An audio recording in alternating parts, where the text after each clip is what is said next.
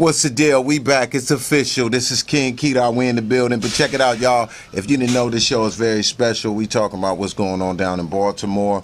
If you don't know, I'm originally from D.C. and a lot's been going on close to my hometown. And I got a lot of friends and family in Baltimore. Yo, we just got some breaking news. We're going to break that in. Y'all check this out.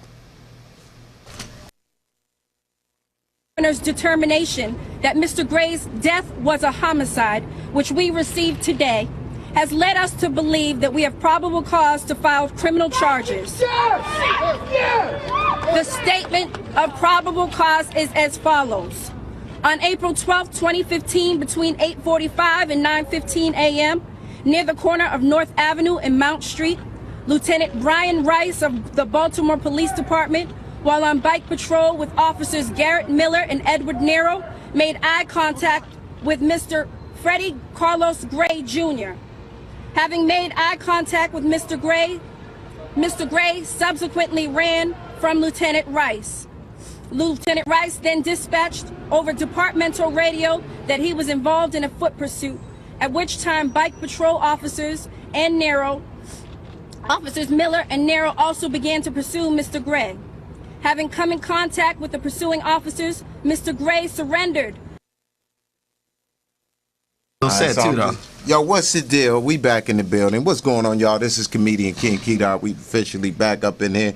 This is the Network Comedy Radio Show with your host, King Kedar. And we got our special guests in the building straight from Fridays, you know what I'm saying? Chris Tucker in the corner taking the shit. Y'all, what's happening, y'all? We got AJ Johnson in the building. What up, Doc? How you doing, man? Yes, sir. We got your partner in crime. Who we got over there? Young Sid. What's up, baby? Sid is in the building. AJ, what's going on, big baby? Man, I'm chilling, man. I'm them people in Baltimore, man, I don't know, man. Some of them riding, some of them just shopping. Yeah. How about that? I seen this one brother come off, he came out of CVS with a bag. It had like milk, some pledge, bread. Oh, he didn't even steal. He just got the essentials, huh? Yeah, he had a bag, though. He had a bag like he was shopping. He wasn't even riding. He was shopping. How you gonna ride and get milk? What about old girl that was beating the shit out of her son, though? Yeah. Wow. Nah, I don't like how they glamorizing that. Right. Now they trying to say know. that black people, they punish their kids the wrong way. That's what they teaching our kids. But I respect what she did for her son, but what I seen was an 18-year-old or older, right? Yeah. Out there handling his business. He was a grown man. Yeah. Them weren't adults out there fighting. Them was young black people, like really young and about 20, 27. It wasn't the elders out there. Yeah. So, what y'all think about what's going on out Did you see that? Did you see that one moment that little boy was finna hit his mama back though? Yeah. That one moment he looked, he like, bitch. No, that's typical. That's typical. He was finna hit her back. See, though. I saw something different. I'm trying to wait till we get home to deal with this. Yeah. But I'm just fuming. I think we all been through that with black mothers. They be like, okay, look, you get her and get home, I remember my mama did me like that at the high school. Shit, I was talking shit to one of the teachers. She came up there and beat the shit out of me in front of all the homies. I couldn't do nothing about it. That's my mama. I can't hit my mama. But I'm like, get off. No, you can't hit your mama, but you honestly have. There's been several times you thought about it. You come close. But you never. You did good. You body slammed her in your mind. But you never ran her. You kicked her in her back. You kicked her in her back. In your I done done so much shit to my mom. It's incredible, but I love her. I've never touched her in my life. I did get my mother up off me one time. One time she pushed me up in the bed and had me down the bed pinned and like I couldn't breathe or something. I moved her hand and pushed it right back up under this way. Like, choke me this way. Don't choke me that way. We got Tony Davis in the building, the Rainbow Report. Y'all, we up in here. We famous. You know what I'm saying? We famous. We wealthy. We doing what we do. We got AJ Johnson in the building. He's more famous than all of us. He was in the industry when I was still in high school. Come on now. I'm trying to tell you. How did it feel working with Master P, AJ? Man, you know your check's cleared. How about that? How about that? That was a good man to work for? Oh, yes, sir, man. Master P, man, that boy done something for me, man. Like we was working one day, man, and like the night before, my apartment got broke into, and I had like $7,500 in my safe. Whoa. And somebody stole my safe, man. So I went to work the next day, and usually when I go to work, I be hyped, just turned up, man, just energetic, like making everybody, So this one day I went to work, man, I was bummed out, man, just not saying nothing to nobody. And P came, he like, what's the matter, man? I said, man, motherfucker done broke into my house and stole my safe. And he like, well, did it have any money? I said, yeah, it had $7,500 in it. He like, oh man, forget that. Come on, do the work. I said, what? Shit, that's all I had. He like, come on, man, don't worry about it, man. Don't worry about it. End of the day, this nigga gave me a check. $75,000. How about that? Yeah. Told me, man. He said, man. He said, here, man, go find somewhere to stay. Wow. Where were you living at the time? In Hawthorne. In Hawthorne? Hawthorne. Come to find out, the fucking manager the one did it. The manager had a beat down. Oh, he been watching you. That set it off, son. That motherfucker, That's man. like He set it off. That nigga man they killed. he snuck into my apartment and put some cameras in my fucking house, nigga, and was watching us in my fucking room. That lawsuit. Yeah. Wow. Yeah, but I wasn't thinking about that. So what I did, I stayed in that fucking apartment for 9 months without paying rent. Oh yeah, then you got your. I got my money back. See, all right, you see, intelligent black people, you don't have to always act ignorant. Cause see, I would have never thought of that. But see, he said I'll stay for 9 months, and he ain't gonna take you to court. Cause what he gonna? Exactly. If see what I mean? Court, I did. But what he did, he waited like 7 or 8 months to take me to court, and I already stayed there, and they gave you 2 months to move out. So I stayed 9 months. I took that $75,000. That's when I bought my motherfucking house. See what I mean? You That's hot. And you back then, you could get a house for $75,000. And the average ignorant person would have whipped his behind, end up going to jail, and but you took it a whole nother route. See, that's what. Hey, but look, this what Master P did for me. I had just finished up Preacher Kid, and you know how the movies work. You get your money, and I did make. I think I made like 10 G's on Preacher Kid. Yeah, you did, and that's the most that I ever had made, right? So that money was gone because it was coming. I was already backed up when I started getting it, so I paid bill after bill when I was getting the check like a regular job, right? So I finished it. And you know, after you gotta wait 11 months for your residual kick in, so it's done.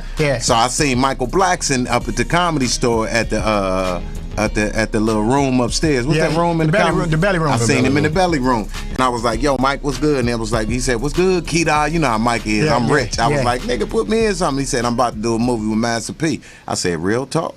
I said, "Can you get me in?" He said, "I'll introduce you to him."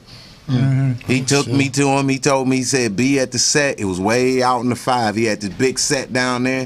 Went down, he said, be there at 7 o'clock. I had the F-150 Hemi. We drove, me and my son. We drove down that joint, man. We was tapped 3 months behind on my rent, I promise you. I goes down this joint, hollered at P. He got cool with me. Him and Silk the Shocker was on the movie. There was a lot of us. Tony Cox from Bad Santa, the little midget. Eddie Griffin, Debo. Everybody was in his joint. So he said, I've been seeing you for a while, Kedar, and I would have thought you'd have made it by now and thought you'd have came up or whatnot. And I was like, well, I've been doing stuff, but you know. He said, but what's the problem? He said, I said, you want me to keep it 100? He was like, yeah. I said, I'm not gay. He said, you hired.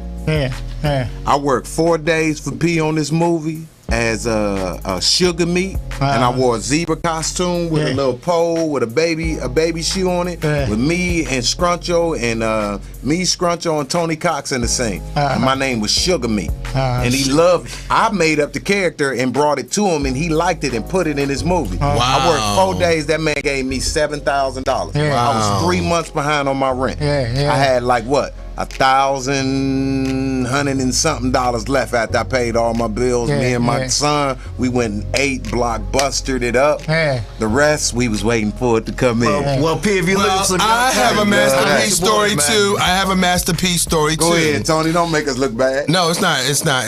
My cousin works for the airline, and Master P had booked his flight, Delta, and he didn't book one for his bodyguard. He wanted his bodyguard to ride first class, but his bodyguard didn't have it.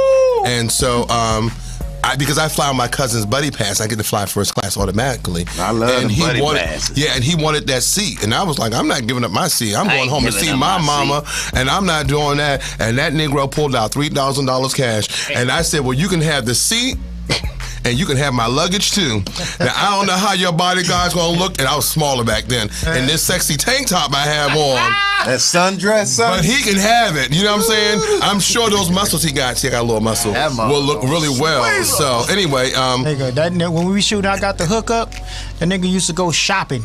Yeah. Stack a fucking 100. Yeah. Just go shopping. With y'all? Yeah. He used to go to the mall. And that's what I like about. And y'all get what you want. And but I used to keep the change. Yeah.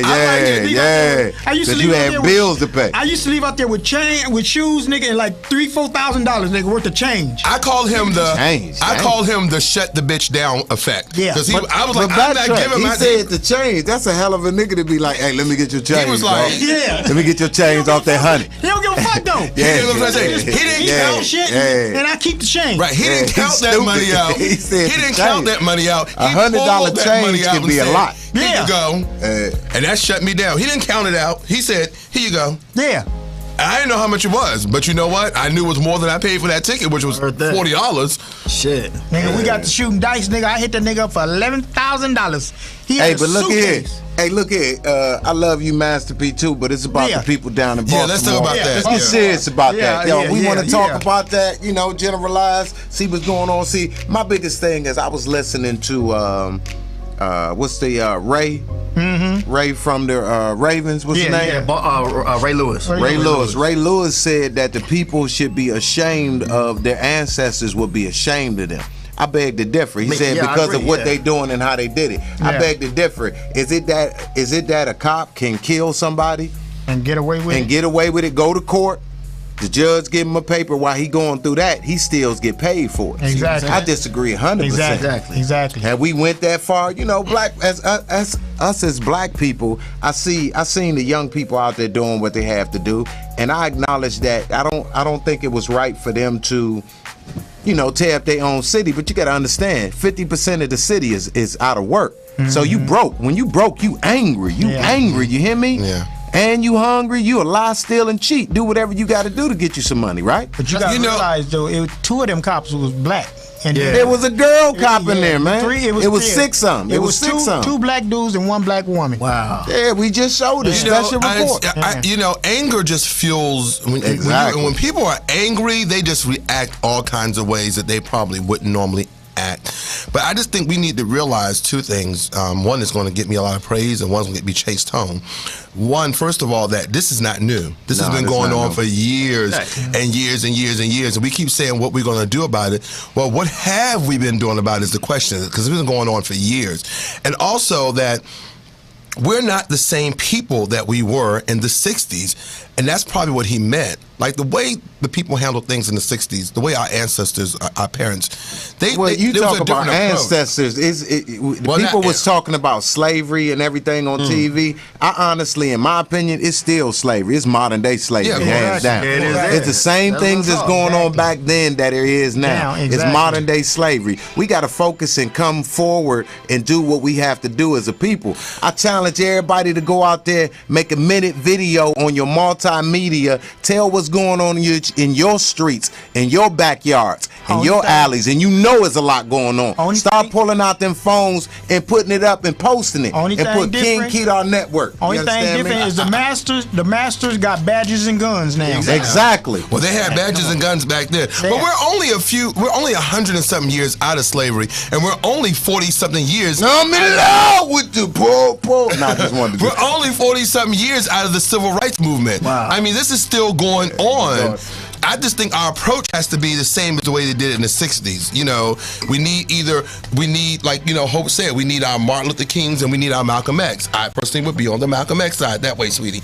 I would be on the Malcolm X side because you put your hands on me. Put that plate of food over there. You put your hands on me, I don't care who you are. I'm fighting back. You have to just kill my behind. But trust me, I'm grabbing a nice set of nuts and a nice set of vagina balls, vagina coochie down with it. I'm grabbing but look here. You're talking about a home video now.